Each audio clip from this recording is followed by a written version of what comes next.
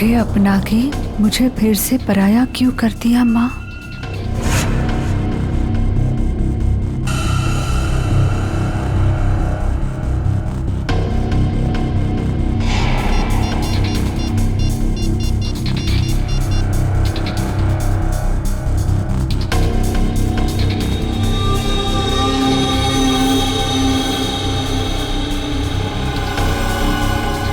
क्या आपने मुझसे कभी प्यार नहीं किया माँ?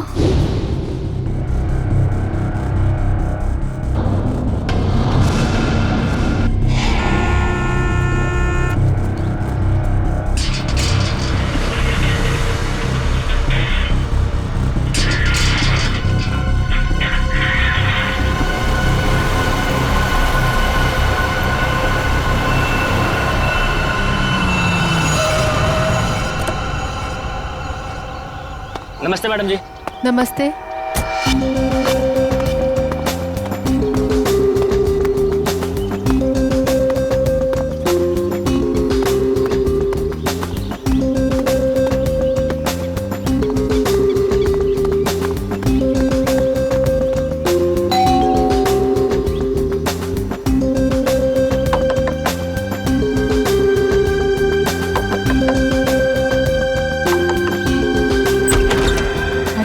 दरवाजा कैसे खुला है?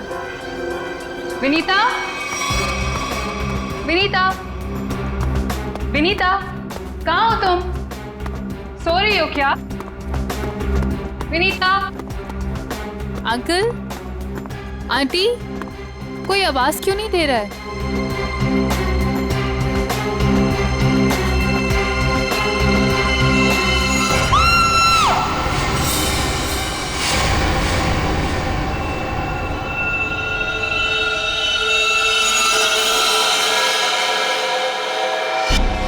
काफी खून बहा है सिर से,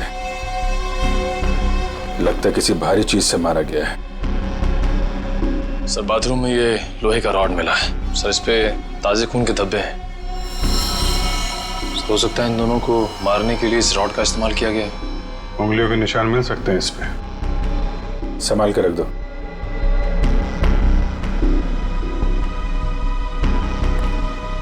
वैशाली जी, आपने सबसे पहले देखा लाशों को? मैंने और मेरी फ्रेंड विनीता ने टेनिस खेलने का प्लान बनाया था। जब मैं यहाँ आई तो विनीता मुझे नहीं मिली और अंकल आंटी की लाश। लाश के आसपास किसी को देखा था?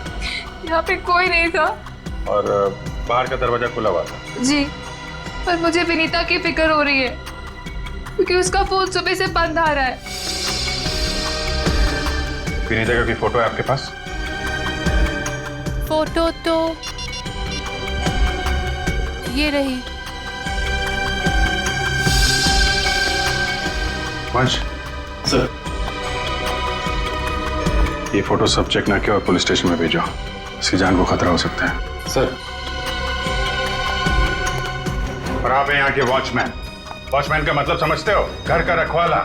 ये रखवाली की तुमने अपने मालिक और मालकिन की? कैसे कहूँ साहब, अब तो ये बोझ पूरी जिंदगी मेरी आत्मा पर रहने वाला। तुम्हारे रहते हुए खूनी अंदर आया तो आया कैसे? ये बात तो मेरे लिए भी पहेली बनी हुई है। ऐसी पहेली सुलझाना सीआईडी को अच्छी तरीके से आता है। प्लीज साहब, मेरे बाबूजी से इस तरह बात मत कीजिए, ये दिल के मरीज है और अगर इन्हें कुछ हो गया तो मेरा क्या होगा? चुप कर, माफ करना साहब, मेरा बेटा है, मुझसे बहुत प्यार करता है। चल जा, बाहर जाके बैठ। कल रात विनीता घर पे थी? हाँ साहब, वो घर पे ही थी, मगर रात को देर से आई थी। 2 बजे घर पे आई थी वो। और वैशाली जी, आप कितने बजे आए? सुबह 8 बजे। मतलब विनीता यहाँ से रात 2 बजे से सुबह 8 बजे के बीच में गई है? नहीं गई साहब। नहीं गई है तो घर पे कहाँ है? तुम ड्यूटी पे कितने बजे सो रहे थे ये बताओ? नहीं साहब, हम बिल्कुल नहीं सोए। सोने की बात तो दूर, हमने सेकंड की झपकी भी नहीं ली। तो क्या वो खूनी आसमान से उड़ के इस घर में आया? हाँ? तो चलिए एक बात बताओ, विनीता के परिवार वालों की किसी से कोई दुश्मनी थी? मुझे इस बारे में कुछ नहीं पता। अच्छा, विनीता के बारे में आप हमें और क्या बता सकती हैं? विनीता मुझसे अपने सारे सुख दुख बांटती थी, बस उसे अपने अनाथ होने की हीन भावना महसूस होती रहती थी। एक मिनट, आपने कहा कि विनीता अनाथ है? अंकल आंटी ने उसे गोद ले रखा था। अच्छा, विनीता का सुरेश जी और उनकी पत्नी के साथ कैसा संबंध था? बहुत अच्छा था, जैसे कि उसके सगे माँ बाप हो। पर विनीता से वो एक ही बात से नाराज होते थे। कौन सी बात? रोहन। ये रोहन कौन है? वो सुरेश अंकल के दोस्त धनराज जी का बेटा था। उससे विनीता बहुत प्यार करती थी, पर इन्हें ये रिश्ता जरा भी मंजूर नहीं था। रोहन ठीक आदमी नहीं था क्या? एक नंबर का शराबी। उसकी शराब पीने की लत की वजह से उसके माँ बाप ने उसे जायदाद से बेदखल कर दिया था। शराब पीने के बाद उसे कुछ भी होश नहीं रहता। एक बार तो उसने मेरे सामने इतना बड़ा ड्रामा क्रिएट किया था। विनीता दरवाजा खोलो, खोलो दरवाजा। मैंने कहा दरवाजा खोलो वरना मैं दरवाजा तोड़ दूंगा। रोहन, मैं तुमसे अभी कोई बात नहीं कर सकती, प्लीज चले जाओ यहाँ से। मुझे अभी बात करनी है, मुझे इसी वक्त बात करनी है। खोलो दरवाजा, खोलो। साहब बिटिया ने मना किया ना, वो आपसे नहीं मिलना चाहती है, आप जाइए यहाँ से। विनीता, ये क्या कर रही हो? दरवाजा मत खोलो। मुझसे इस तरह से बात करने वाला चला। हाँ विनीता, तुम्हारे पापा एकदम सही कह रहे हैं। अभी वो होश में नहीं है, दरवाजा मत खोलना। और अच्छे से समझा दे कि दोबारा मुझसे पंगा ना ले। हट विनीता। ये क्या ड्रामा लगा रखा है रोहन? चलो अभी चलो यहाँ से। अरे और माफी मांगो इनसे। सॉरी सॉरी वॉचमैन अंकल, मुझसे गलती हो गई। ये मेरी बदतमीजी की कीमत। दारू पी के तुम कुछ भी करते हो ना, कुछ भी बकते हो। चलो यहाँ से, चलो रोहन। हो सकता है इस रोहन ने शराब के नशे में आके सुरेश जी और उनकी पत्नी का खून कर दिया और फिर विनीता को अपने साथ लेकर चला गया। इस रोहन का नंबर है आपके पास? हाँ, नंबर तो है मेरे पास। 1982345561।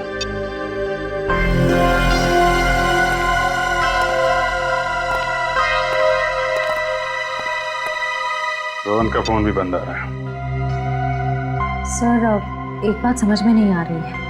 अगर वो खूनी मेन गेट से अंदर नहीं आया तो फिर कहाँ से आया?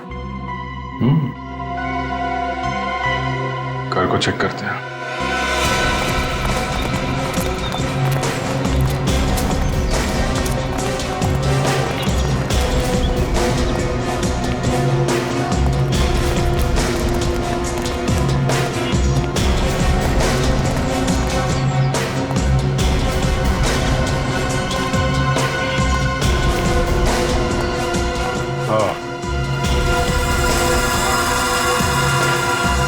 ये देखा?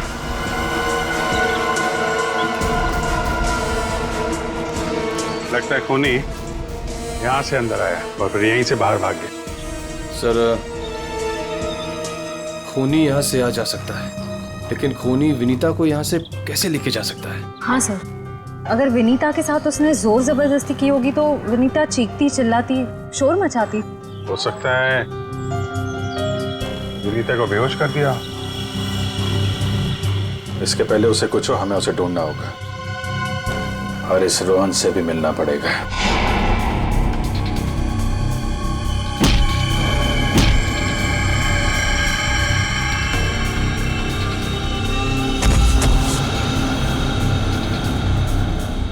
सर, अभिजीत सर ने रोहन का यही का पता बताया।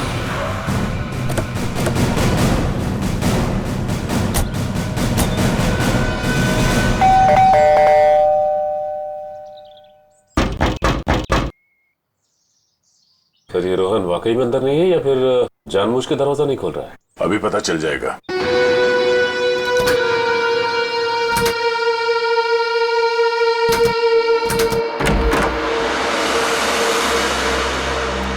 हो सकता है उसने विनीता को यहीं कहीं छुपा के रखा हो। घर में सामान भी ज्यादा नहीं है, पूरा घर खाली दिखाई दे रहा है। हाँ, वैसे भी कंगाल है वो। माँ बाप ने तो बेदखल कर दिया था उसे। सचिन,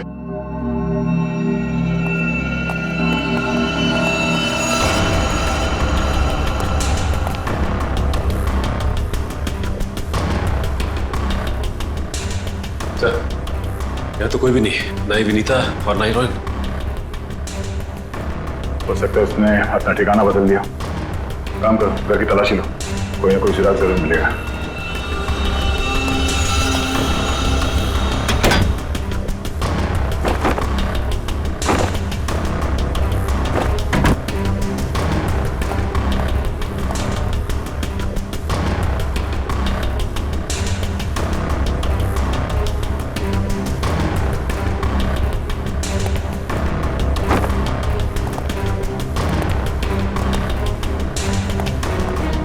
चारों तरफ किताबें ही किताबें पढ़ी।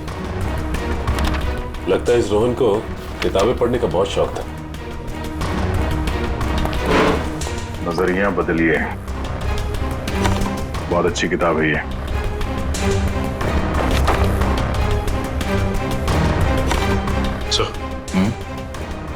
ये देखिए, इस डस्टबिन में ये दस्ताने पड़े थे। लगता है किसी ने अभी भी जलाया। मतलब इन दस्तानों का इस केस से कुछ लेना देना है।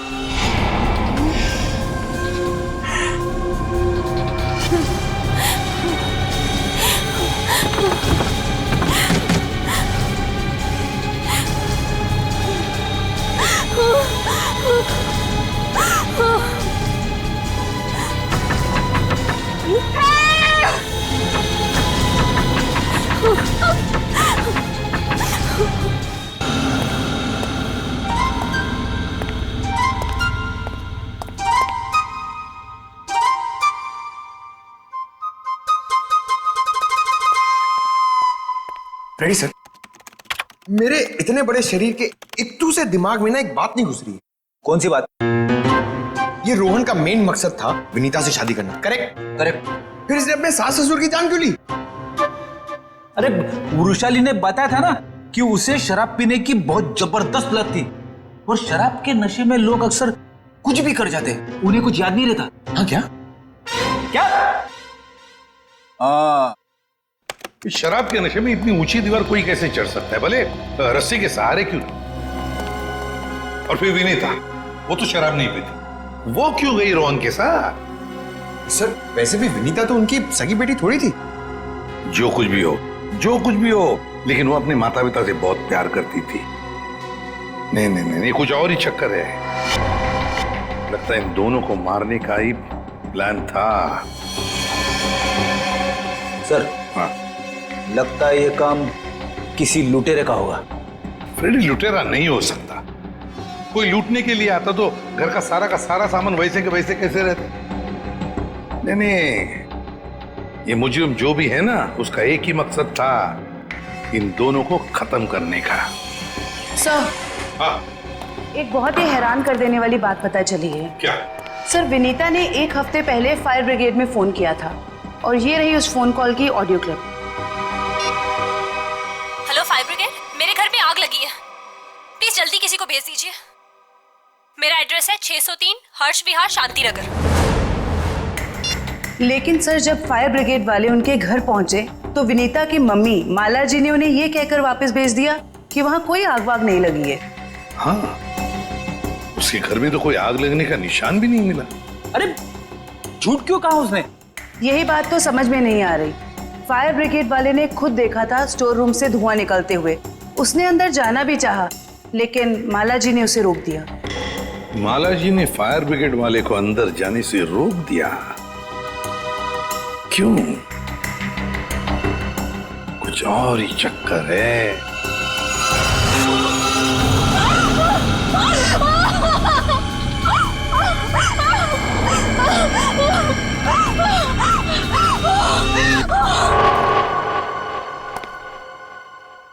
छान मारो इस जगह को अच्छी तरह से, कुछ ना कुछ जरूर मिलेगा।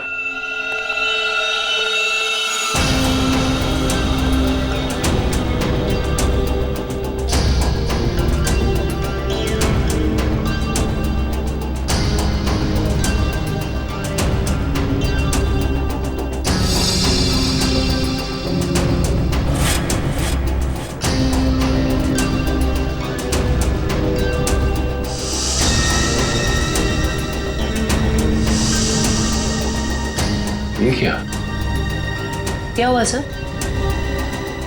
सीलिंग पे पेंटिंग बनाया। बड़ी ही अजीब बात है। देखते हैं।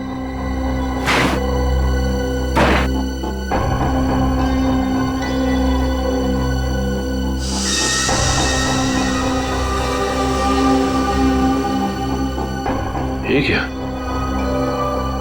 ये तो लगता है धुएं से बना हुआ निशान है, जलने की वजह से। मतलब सर फायर ब्रिगेड वाला सही कह रहा था, यहाँ पे आग तो जरूर लगी है।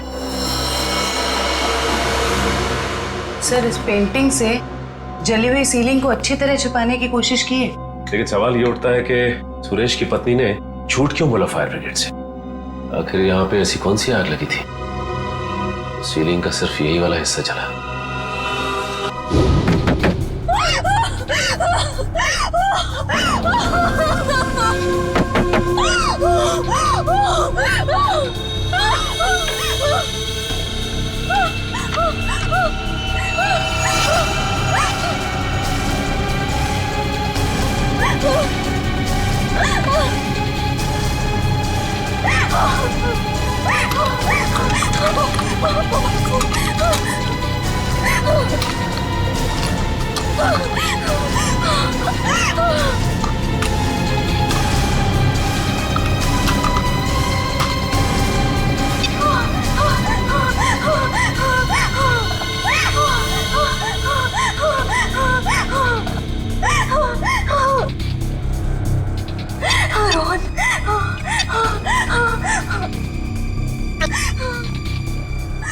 रोहन फोन क्यों नहीं उठा रहा?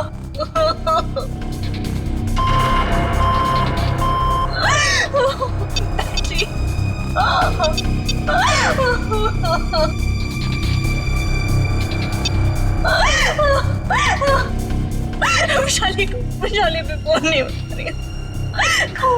बैटरी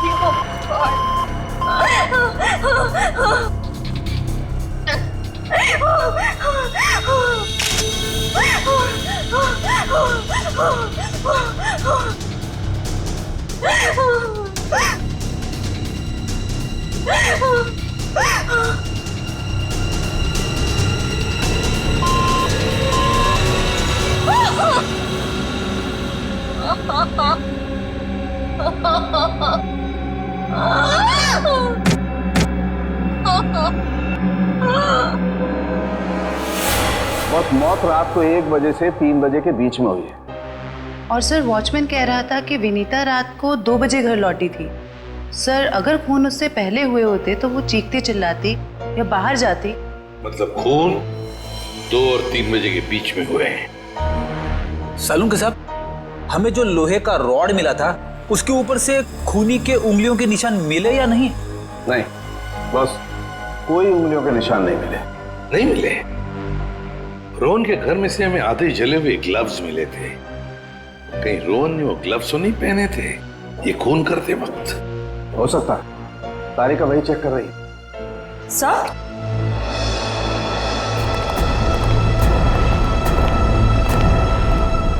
सर ये खास किस्म का सॉल्यूशन है, इकोडेल्पाइट नाम। अगर मैं इस सॉल्यूशन को इन दस्तानों पर डालूं तो इन दस्तानों पर जो कुछ भी लगा हुआ होगा वो अलग हो जाएगा। अरे वाह, फॉरेंसिक टेक्नोलॉजी कहां से कहां पहुंच गई है।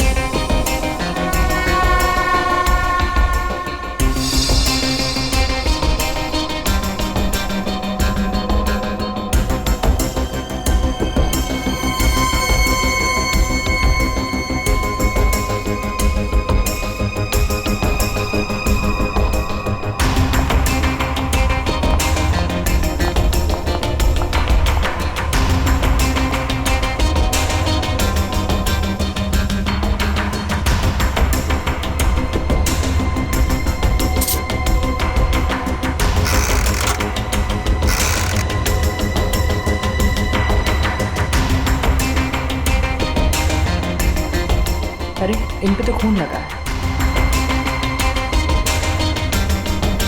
देखते हैं किसका है।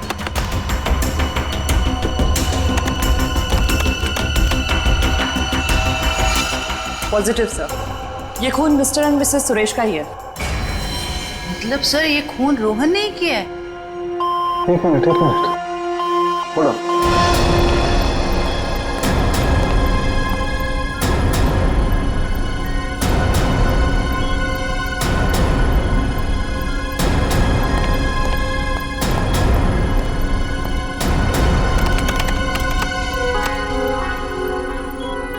बस वो देखो,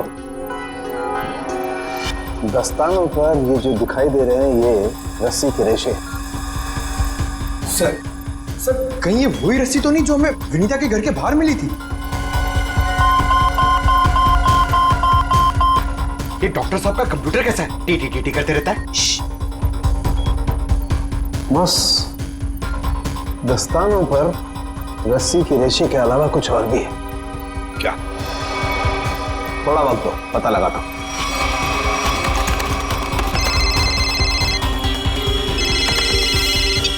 हाँ श्रेया, ठीक है। क्या? सर विनीता का फोन थोड़ी देर के लिए ऑन हुआ था, उसके घर के बिल्कुल करीब। और सर उसने सोशल नेटवर्किंग साइट पे अपने दोस्त को एक SOS मैसेज भी भेजा है। श्रेया मुझे लिंक अभी भेज रही है सर। ये देखिए सर। मैं घुटन से मर रही हूं, प्लीज मुझे बचाओ। Vinita, my God.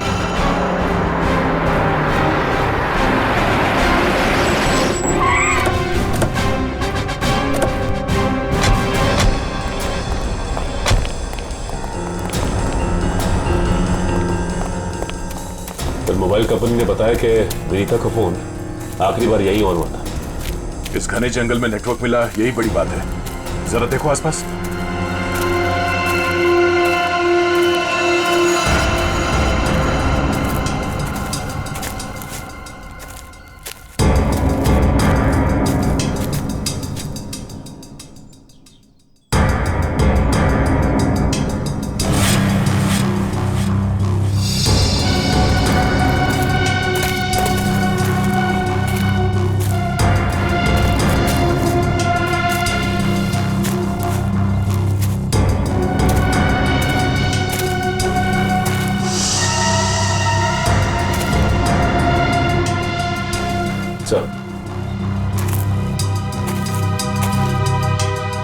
सामने झोपड़ी दिखाई दे रही है।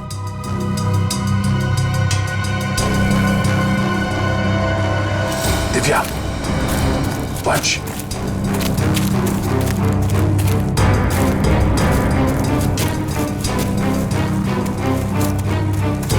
चौकन्ने रहना।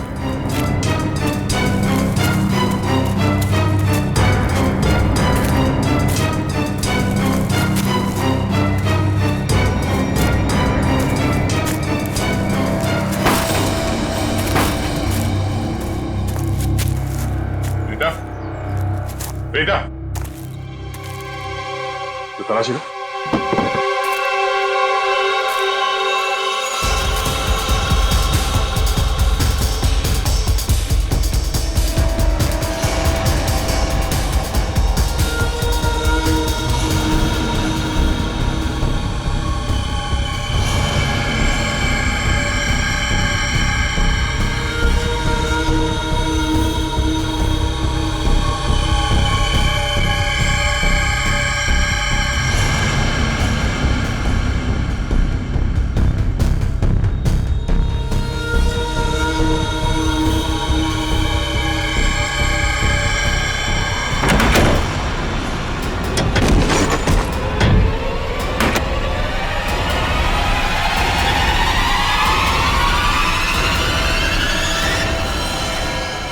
ये तो रोहन है। सॉरी वॉचमैन अंकल, मुझसे गलती हो गई। हम लोग सोच रहे थे कि सब रोहन का किया था, पर किसी ने इसे ऊपर पहुंचा दिया। सर कहीं ऐसा तो नहीं कि विनीता ने अपनी आत्मरक्षा के लिए इसे मार दिया? नहीं, इसे भी ठीक वैसे ही मारा है, सर पे वार करके, जैसे विनीता के माँ बाप को मारा था। खूनी को एक ही है। सोचता है कि खूनी ने रोहन को मारा और विनीता को साथ ले गया। हो सकता है, या ये भी हो सकता है कि वो यही कहीं आसपास हो। तो देखो,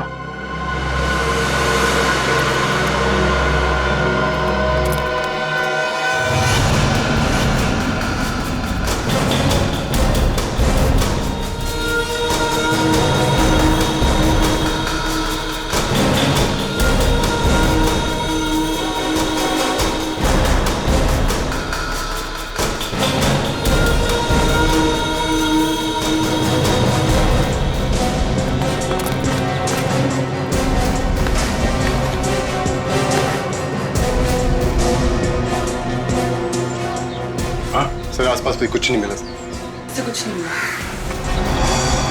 सर, ये देखिए, फावड़ा और कुदाल।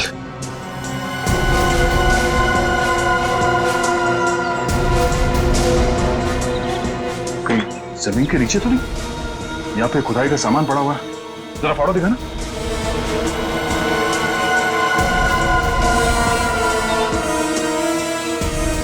इस फावड़े पे गीली मिट्टी लगी हुई और ये पत्ता। तो विनीता को यहाँ जमीन के नीचे रखा गया है, जंगल के किसी ऐसे हिस्से में जहाँ पे ये पत्ते मिलते हो। ढूंढो, तो देखो आसपास।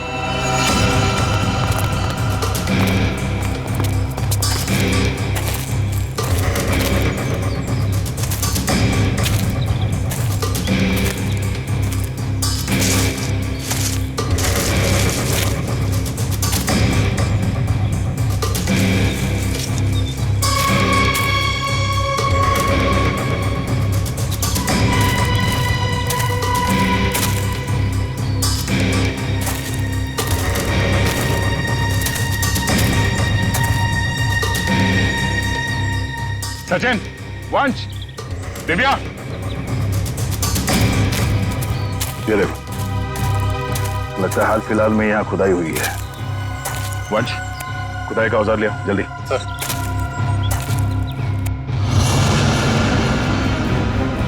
गुड, यहाँ पे खोदना शुरू करो।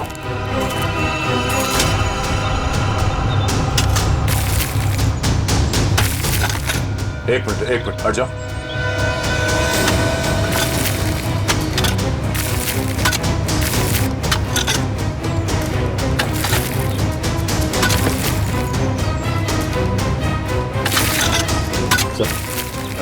कुछ है। एक मिनट, खोदा बंद करो, हाथ से निकालो।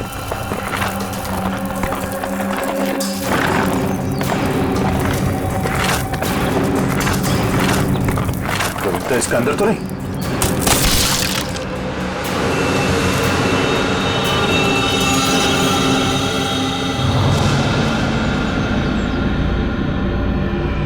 विनीता!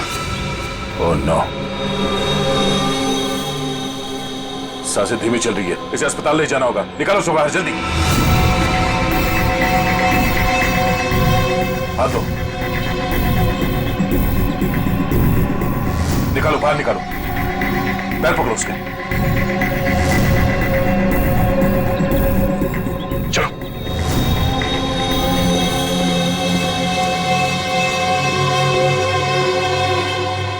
इतना समय बीत गया है, पता नहीं किस हाल में होगी विनीता। हम तो वक्त रहते उसे यहाँ ले आए, उम्मीद तो यही है कि वो ठीक हो जाएगी। ठीक भी हो जाएगी तो भी रोहन की मौत और उसके माँ बाप की मौत का सदमा पता नहीं बर्दाश्त कर पाएगी कि नहीं। मैं हमेशा कहता हूँ कि सीआईडी में सबसे मुश्किल काम यही है, किसी को किसी अपने की मौत की खबर देना। हाँ डॉक्टर साहब, कैसी है विनीता? अब खतरे से बाहर है, उन्हें होश आ गया। गुड, हम उनसे बात कर सकते हैं? हाँ, बात कर सकते हैं, लेकिन वो काफी तनाव में, बहुत देर तक कम ऑक्सीजन में रहने की वजह से फिलहाल बहुत ज्यादा कमजोर है। थोड़ा संभाल के ध्यान रखिएगा इस बात का। ठीक है, हम इस बात का ख्याल रखेंगे। Thank you. चलो।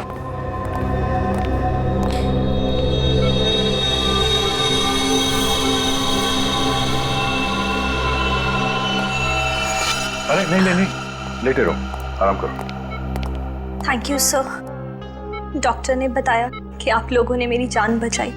अरे हम तो बस एक जरिया थे, जान बचाने वाला तो वो है। ये ऊपर वाले की भी मुझे समझ नहीं आती। जब उसने मेरी जान बचाई तो मेरे मम्मी पापा की जान भी बचा लेते। तो तुम्हें अपने माता पिता के मर्डर के बारे में पता है? हाँ जी सर, जिस वक्त ये सब हुआ मैं नीचे हॉल में रोहन से फोन पे बात कर रही थी, तभी मैंने कुछ आवाजें सुनी। फिर क्या हुआ? और जैसे ही मैं दौड़ के ऊपर गई तो किसी ने मुझे क्लोरोफॉर्म सुंघा दिया, लेकिन मैं पूरी तरह से बेहोश नहीं हुई थी। और किसी ने मेरी आंखों के सामने मेरे मम्मी पापा का खून कर दिया। सर, जिस किसी ने भी मुझे दोबारा अनाथ किया है, आप प्लीज उसे छोड़िएगा मत। उसे फांसी होनी चाहिए, फांसी। बिल्कुल, तुम्हारे माता पिता और रोहन के खूनी को हम क्या? रोहन का भी खून हो गया? अब मैं किसके सहारे जीऊंगी?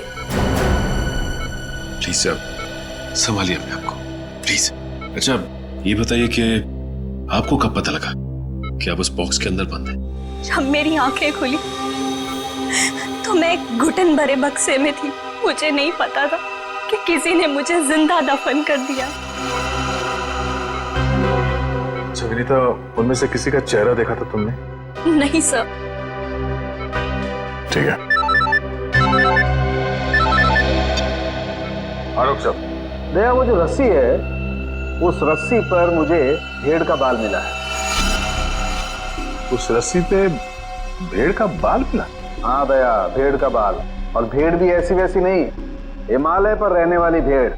ओह, मतलब वो रस्सी किसी ऐसे आदमी का है जो हिमालय पर्वत के आसपास जाके आया है या फिर वहीं का रहने वाला है? बिल्कुल बिल्कुल। ठीक है डॉक्टर साहब, मैं आपसे बाद में बात करता हूँ। ओके। अच्छा हाँ दया, विनीता कैसी है? ठीक है, होश आ गया उसे। गुड गुड, चलो ठीक है फिर, बाय। Okay sir. विनीता, ये बताओ कि तुम्हारे आसपास में कोई ऐसा आदमी है जो हाल ही में हिमालय जाके आया था क्या, या फिर वहीं का रहने वाला हो जो यहाँ पे आया हो? सिर्फ हिमालय पे नहीं, नेपाल भी गए थे मम्मी पापा। अच्छा, कब की बात है? 1 महीने पहले की। वो खुद से वहां गए थे या ये ट्रैवल एजेंट के जरिए टूर पैकेज में? टूर बुक करवाया था सर। इससे उनके पैसे भी बच जाते थे और उनके नए दोस्त भी बन जाते थे। लेकिन उन्हें नहीं पता था कि ये टूर उनकी जिंदगी का आखिरी टूर होगा। संभालो अपने आप को। विनीता, हमें उस ट्रैवल एजेंट का नंबर चाहिए। सर, विनीता के माता पिता के साथ जितने भी लोग नेपाल गए थे उन सभी से पूछताछ कर लिए। तो क्या पता चला? सर, नेपाल में एक अनाथ आश्रम है। सुरेश जी और माला जी जब भी नेपाल जाते थे वो इस अनाथ आश्रम में जरूर जाते थे। बानवी है संस्था। विनीता को भी तो यहीं से गोद लिया था माला और सुरेश ने। जी सर। हाँ, देखते हैं जरा इनसे बात करके।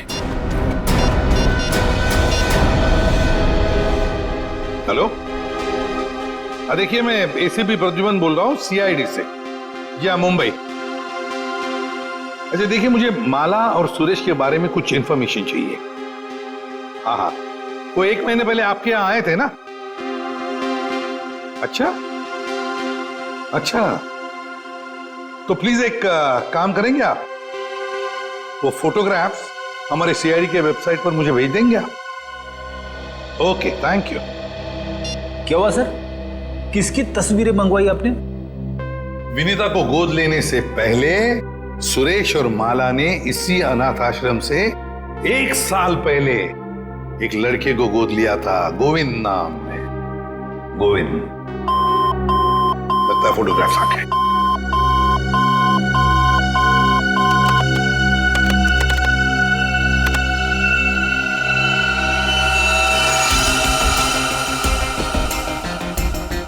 पांच साल की उम्र थी, साल 1999। मतलब सर, वो आज तकरीबन 20 साल का होगा। अभी पता चल जाएगा गोविंद अगर आज है कैसे दिखता होगा।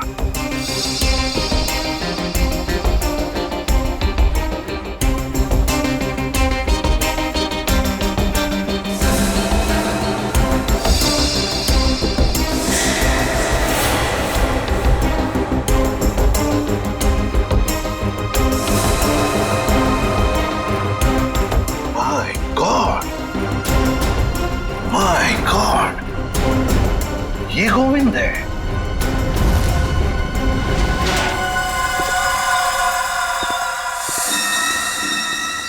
अब देखते हैं कहां भागेगा।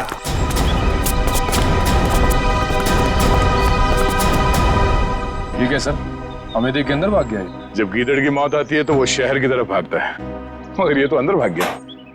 मगर सर, वो अंदर की तरफ क्यों भागा? वो तो पकड़ा जाएगा। ऐसे मुजरिम बाहर की तरफ भागते हैं, मगर ये अंदर भागे या बाहर, पकड़ा तो ये जाएगा ही। कहां गया ये? अभिजीत, दया सर, फैल जाओ, मैं सामने से घुसता हूं।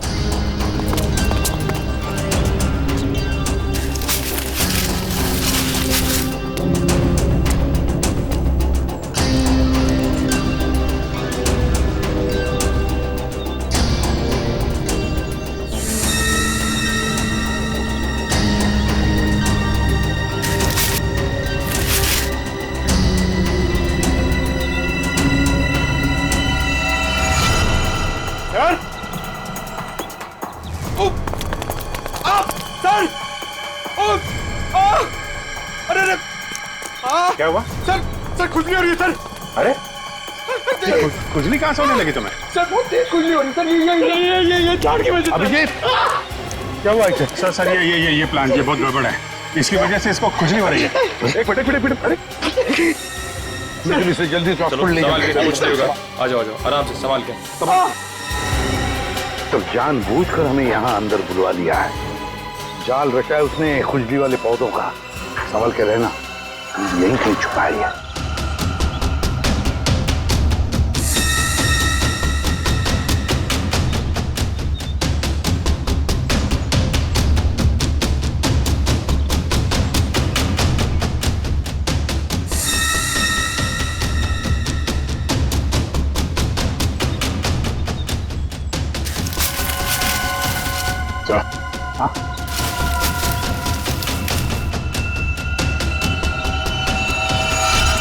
चलो वहां देख लो, बहुत बना लिया पौधों को हथियार। अब विदाई का समय आ गया तुम्हारा, ससुराल चलना है। चलो प्लीज साहब, मेरे बाबूजी से इस तरह बात मत कीजिए। बहुत गड्ढे खोद लिए दूसरों के लिए, गिर गए ना उसी में। सर पानी मंगाइए सर, वरना मैं खुजली से मर जाऊंगा। पानी क्यों? खुजली का इलाज हम अपने साथ लेके चलते हैं। किसी औलाद के लिए अपने माँ बाप का खून करना इतना आसान नहीं होता सर, फिर चाहे वो माँ बाप सौतेले क्यों ना हो। गोद लिया था ना उन्होंने तुम्हें, फिर वॉचमैन को क्यों सौंप दिया? यही सच तो मैं भी जानना चाहता था सर, कि मुझे गोद लेने के 1 साल बाद मेरे माँ बाप को ऐसा क्या सूझा कि उन्हें लगा उन्हें एक लड़की को गोद लेना चाहिए, और मुझे फिर ऐसे ही सड़क पर छोड़ दिया और विनीता को गोद ले लिया। क्या तुम्हें सड़क पे छोड़ दिया? हाँ सर, ऐसा बर्ताव तो कोई अपने जानवर के साथ भी नहीं करता, जैसा उन लोगों ने मेरे साथ किया। वो तो भला हो मेरे बाबूजी का, जो उन्होंने मुझे रोता हुआ बस स्टॉप पर देखा और अपने साथ अपने घर ले गए, और मेरी अच्छी परवरिश की उन्होंने। सुरेश और माला ने पहचाना नहीं तुम्हें? नहीं सर, मैंने हाल फिलहाल में उनके घर जाना शुरू किया था। मेरे बाबूजी की उम्र हो गई थी, तो मुझे लगा मुझे नौकरी करनी चाहिए। क्या तुम्हारे बाबूजी जानते नहीं थे कि तुम उनके मालिक के बेटे हो? नहीं सर, जब मैं उन्हें मिला था तब वो वहां काम नहीं करते थे, और सर मैं इसे कोई इत्तेफाक नहीं कहूंगा, तो भगवान ने मेरे साथ इंसाफ की। तुम्हें किसने अधिकार दिया सजा देने का? सजा देने का हक सिर्फ अदालत को है। क्या तुम शुरू में ही पहचान गए थे उन दोनों को? ये बात तुम्हें मालूम कैसे पड़ी कि उन्होंने तुम्हारे साथ ऐसा किया था? नहीं पहचाना था सर। एक दिन मैं बगीचे में काम कर रहा था, तो माला मेम साहब ने मुझे घर के अंदर बुलाया था किसी काम से। विनोद! जी मेम साहब। जरा ऊपर आना, तो काम है। अभी आया। जी मेम साहब। विनोद, देखो ये पुरानी अलमारी है, इसे ठीक से स्टोर रूम में रख देना। हाँ जी मेम साहब। हाँ।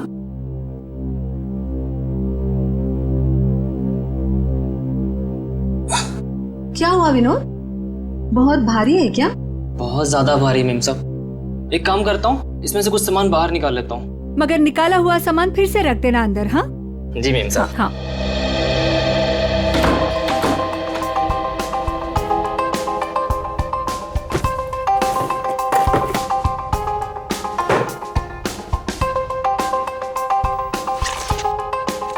कितनी प्यारी प्यारी ड्राइंग्स हैं।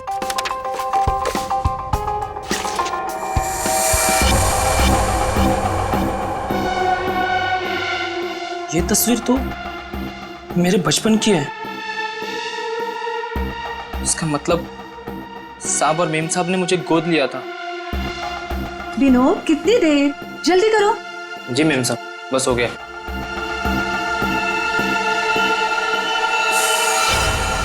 और फिर तुम नेपाल गए सच्चाई का पता लगाने? हाँ सर, और जब मुझे सच का पता चल गया तो मैंने पूरे परिवार के नाक में दम करना शुरू कर दिया।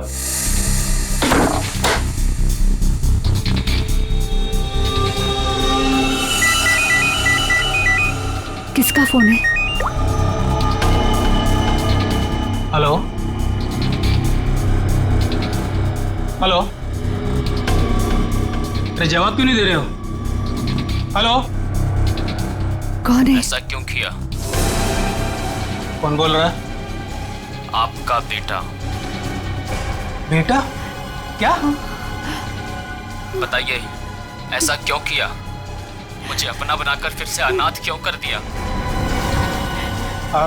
देखो, ऐसी बातें फोन पर नहीं होती है। आमने सामने मिलो, फिर बैठ के बात करते हैं। बताइए कहाँ मिलना है? मेरे घर। ठीक है, पहुंच गया।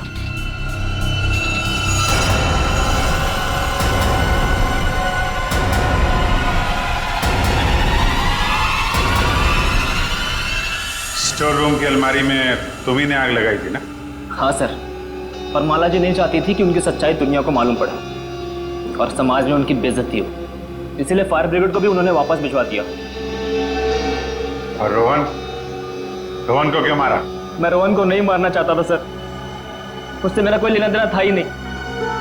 मैं तो उसके घर गया हुआ था वो दस्ताने रखने के लिए, ताकि आप लोगों को दस्ताने उसके घर से मिले और आप लोग उस पर शक करें। उसने मुझे देख लिया सर, मजबूरन मुझे उसे मारना पड़ा। बदले की आग में तूने 3 खून किए, एक मासूम को जिंदा दफनाने की कोशिश भी की। ये कैसा बदला? ये बदले की आग तुम्हें फांसी के फंदे तक ले जाएगी, फांसी के फंदे तक।